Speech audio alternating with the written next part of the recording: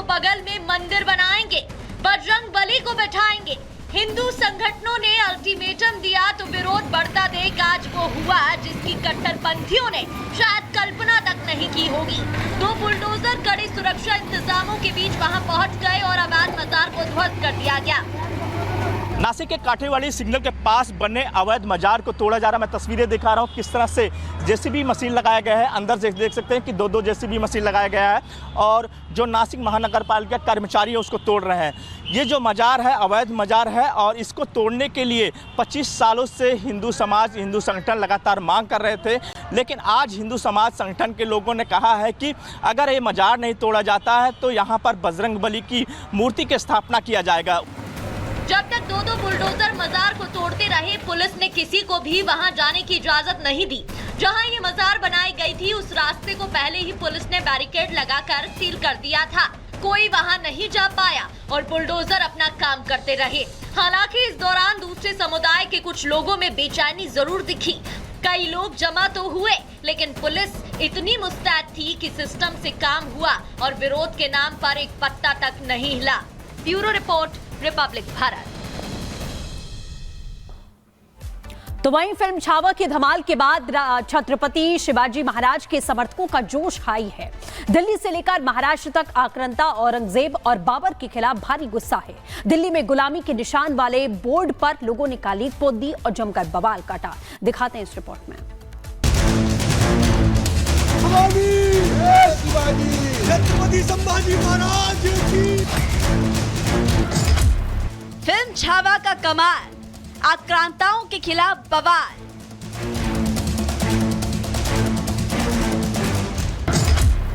सनातनियों का जोश हाय, मिटाओ गुलामी की निशानी।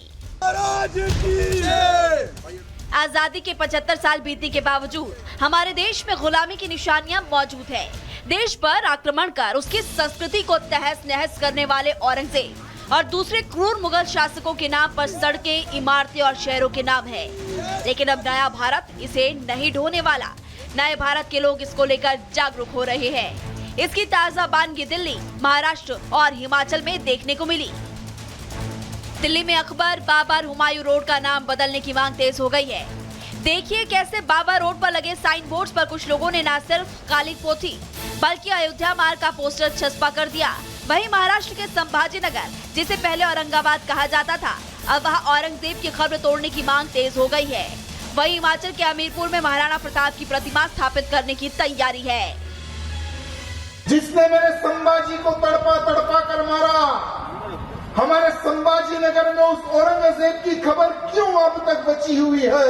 अब वो समय आ गया है, महाराष्ट्र का ही नहीं भारत के हिंदू की डिमांड है उस औरंगजेब की खबर पर बुलडोजर जल्द से जल्द चढ़ाए। औरंगजेब का नाम और निशान महाराष्ट्र की पवित्र धरती से मिटाए। यहाँ सिर्फ महाराष्ट्र का हिंदू नहीं, अब पूरे भारत का हिंदू की डिमांड है कि औरंगजेब का नाम और निशान मिटाया। जब से छत्रपति शिवाजी महाराज पर बनी फिल्म छावा रिलीज हुई है, छत्रपति महाराज के समर्थकों का जोश हाई है। दिल्ली से लेकर महाराष्ट्र तक आक्रांताओं के खिलाफ लोगों में भारी गुस्सा है। दिल्ली में गुलामी की निशानी हटाने के लिए बवाल मचा है। पोस्टर के जरिए नाम बदलने की मांग की जा रही है।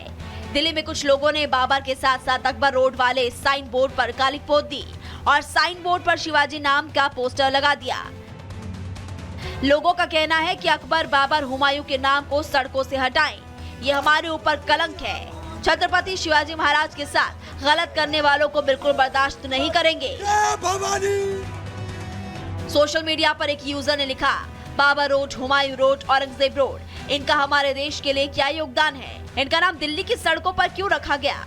वहीं एक और यूजर ने मुगलों के नाम पर सड़कों के नाम रखे जाने को लेकर कांग्रेस पर निशाना साधा और पूछा कि आजादी के बाद नई दिल्ली में Sambhaji road, Chandragupta road, Chola road क्यों नहीं बने? शिवाजी और प्रताप मार्ग लुटियंस दिल्ली में क्यों नहीं बने?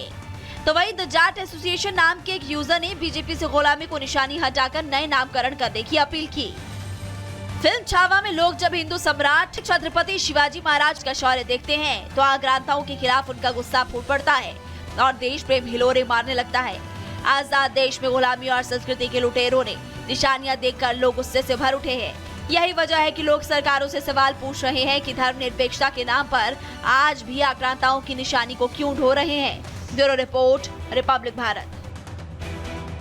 चलते हैं आपको प्रयागराज, जहां पर बीजेपी के राष्ट्रीय अध्यक्ष जेपी नड्डा आस्था की डुबकी लगाते हुए दिखाई दे रहे हैं। तस्वीर दिखा रहे हैं आपको प्रयागराज महाकुंभ से लाइव, जहां पर जेपी नड्डा के साथ मुख्यमंत्री योगी आदित्यनाथ को देख पा रहे हैं आप, डिप्टी सीएम ब्रजेश पाठक को देख पा रहे हैं आप, सरकार में मंत्री स्वतंत्र देव सिंह को देख पा रहे हैं आप। तो तमाम यूपी के मंत्रिमंडल के साथ जेपी नड्डा बीजेपी के राष्ट्रीय अध्यक्ष स्वास्थ्य मंत्री स्नान करते हुए दिखाई दे रहे हैं। तो तस्वीर है जहां पर संगम में स्नान है, नया कीर्तिमान है, क्योंकि आज ही प्रयागराज ने नया कीर्तिमान बनाया है। 60 करोड़ से ज्यादा लोग अब तक प्रयागराज महाकुंभ में स्नान कर चुके हैं।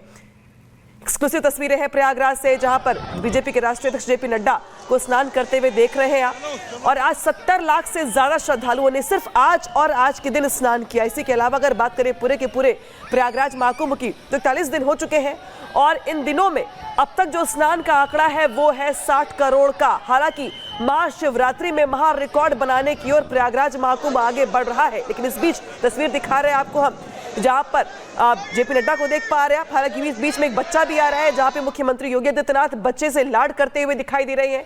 जेपी नड्डा को देख पा रहे हैं जो बच्चे से लाड करते हुए स्नान करवाते हुए आपको दिखाई दे रहे हैं। तो आस्था की डुबकी यहाँ पर, चाहे वो कोई आम हो चाहे खास हो, सबकी ओर से लगाई जा रही है। और आज जो बीजेपी के राष्ट्रीय अध्यक्ष है वो पहुंचे। हालांकि इसके पहले आपने देखा होगा प्रधानमंत्री मोदी से लेकर इसके अलावा गृह मंत्री अमित शाह, रक्षा मंत्री राजनाथ सिंह, अलग अलग राज्यों के मुख्यमंत्री के साथ उनका मंत्रिमंडल परिवार के साथ स्नान कर चुके हैं, आस्था की डुबकी लगा चुके हैं।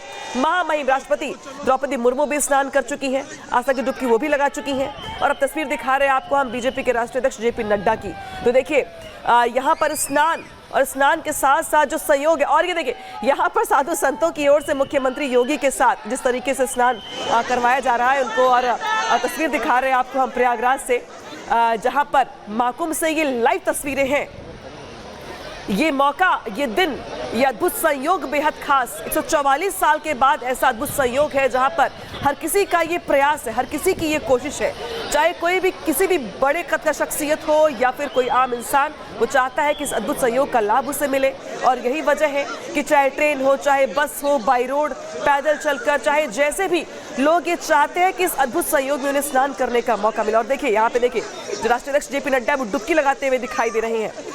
तो लोगों के साथ यहाँ पर, और देखिए परिवार के साथ जेपी नड्डा जो है वो स्नान कर रहे हैं। तो ये मौका बेहद खास है जब जेपी नड्डा अपने पूरे परिवार के साथ पहुंचे हुए हैं संगम में स्नान करने के लिए। 144 साल के बाद ये अद्भुत संयोग है जिसे महाकुंभ कहा गया।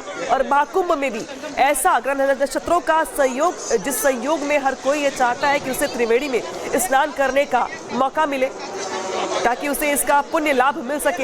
हालांकि अभी महाकुंभ खत्म होने की ओर आगे बढ़ रहा है, 4 दिनों के बाद समाप्ति की घोषणा की जाएगी, लेकिन इसके पहले एक महा स्नान बचा हुआ है, महाशिवरात्रि। और महाशिवरात्रि से पहले जो लोग हैं वो वहाँ पे पहुँचे हुए, बीजेपी के राष्ट्रीय अध्यक्ष जेपी नड्डा वहाँ पहुँचे हुए परिवार के साथ स्नान कर रहे हैं।